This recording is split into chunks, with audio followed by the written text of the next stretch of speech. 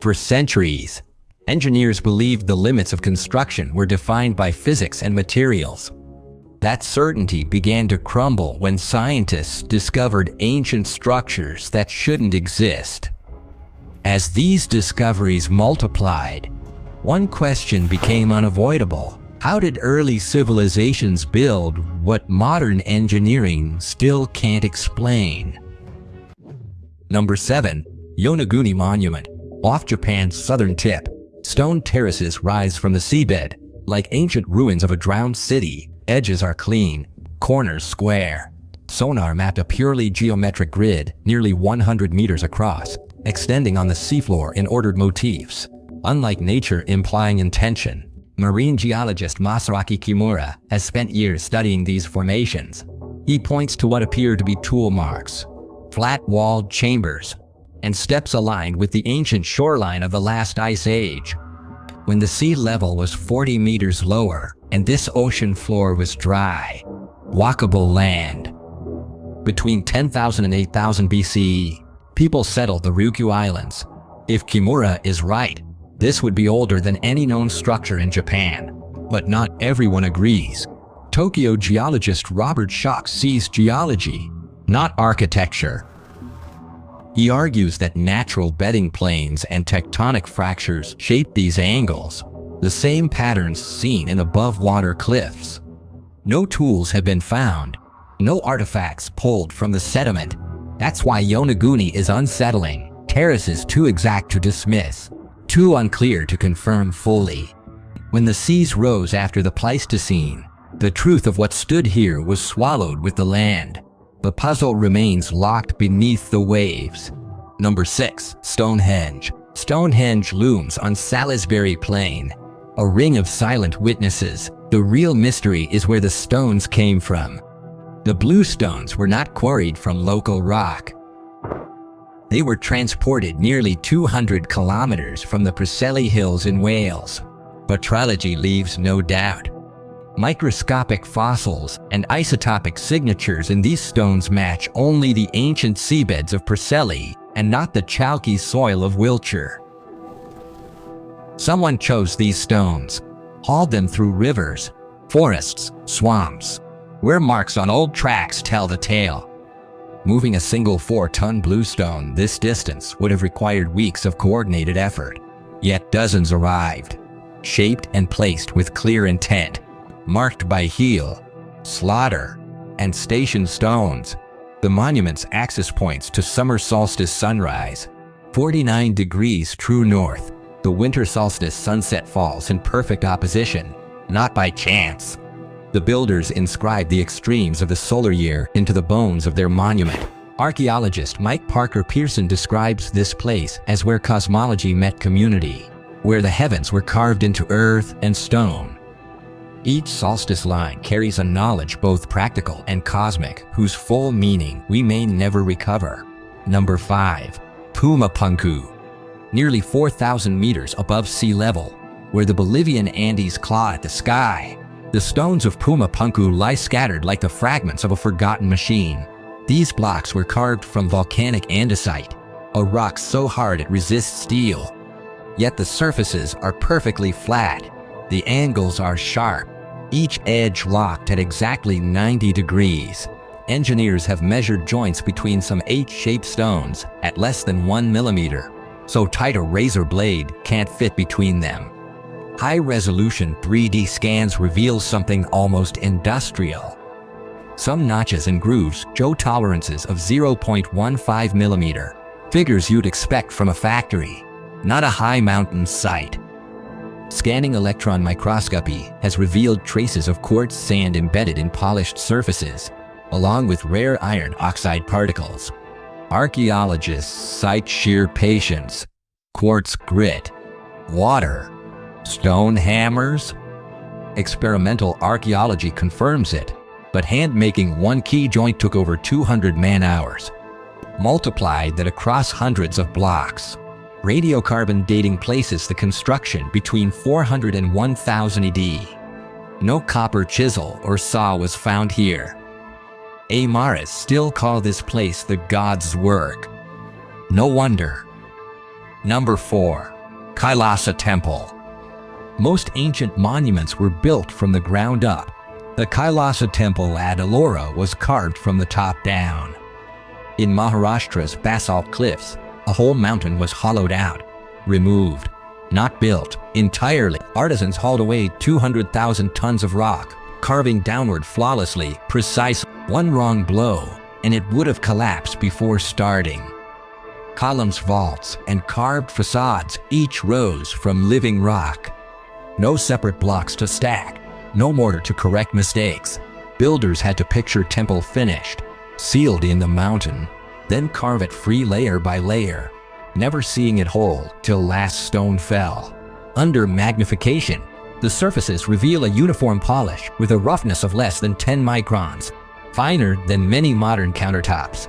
Concentric abrasion bands visible only under a microscope suggest the use of rotating grid abrasives driven by hand-powered bow drills. This finish demanded thousands of hours and absolute control. Art historian Anjali Deshmukh calls it a feat of sustained foresight. The excavated rock could fill a stadium, yet every column stays plumb, and no old plans survived. The only map existed in the minds of those who carved it. Number 3. Baalbek. At the northern end of Baalbek, in modern-day Lebanon, limestone blocks longer than most houses rest exactly where they were quarried. The stone of the pregnant woman weighs nearly 900 tons. 3 other similar blocks form the core of the platform beneath the Temple of Jupiter. Surveyors measured every angle and traced their origin to a quarry located just above the site. The question is not whether these stones exist, but how they were moved. Teams from the Lebanese University mapped the slope between the quarry and the platform. A long route, shallow groove cuts bedrock, too straight and smooth to be natural. This is believed to be the track of a wooden sled designed to carry the full load of a megalith. Anchor cavities cut near the edge of the platform could have accommodated immense levers for final positioning. The theory is simple. The quarry is above the foundation, so gravity becomes the engine. Greased sleds reduce friction. Ropes and levers control the descent. A bed of sand cushions the landing. In 2019, archaeologists tested the method with a 10-ton block on a greased sled. The friction matched ancient estimates perfectly. But what works for 10 tons becomes almost inconceivable at 900. No ancient text describes the process. Flavius Josephus mentions giants.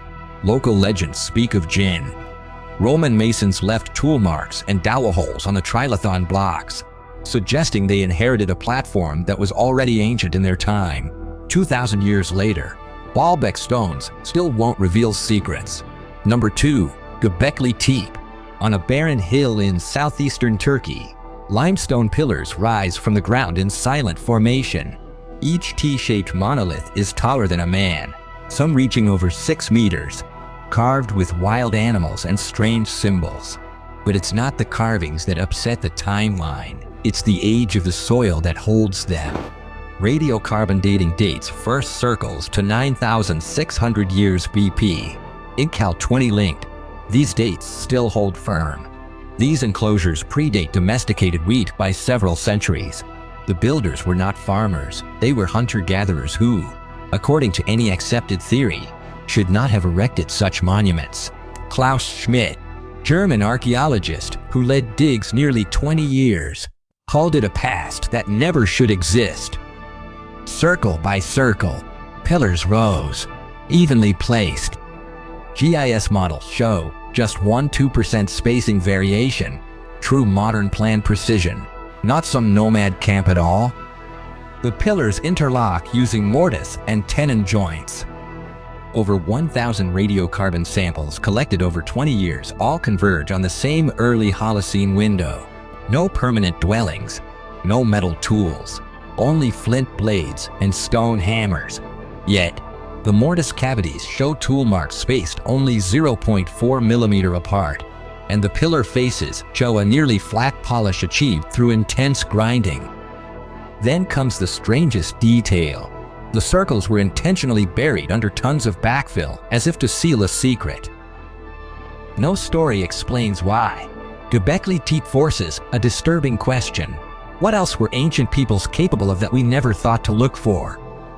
Number 1. Great Pyramid, Giza. Explaining the ancient world's greatest monuments inevitably brings us here at last. Not legends, just numbers. The Great Pyramid does not ask to be admired. It asks to be measured, and every measurement makes it harder to explain. In 2015, Mark Lehner's team completed a total station survey of the base, calibrating the instruments to within 2 centimeters.